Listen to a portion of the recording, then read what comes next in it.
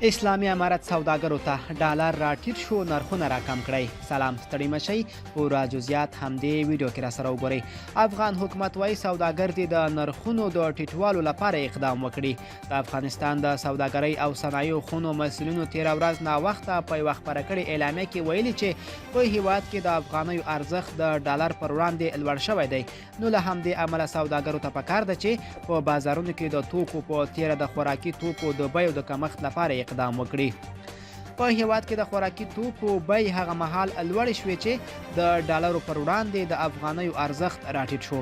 خو اوس چې بیرته افغانۍ خپل ارزښت ترلاسه کړی دی، لا هم خوراکي توکي په بازارونو کې په لوړه بیه پلورل کیږي.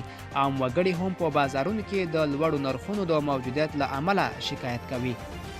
ملګرو، تاسو د طالبانو دغه پریکړه څنګه ارزوئ؟ که کوم نظر لرئ موږ سره کومنټ کې شریک کړئ او د لا خپلو ویډیوګانو لپاره موږ سره پاتې شئ. تر بلې ویډیو ښه وخت ولرئ.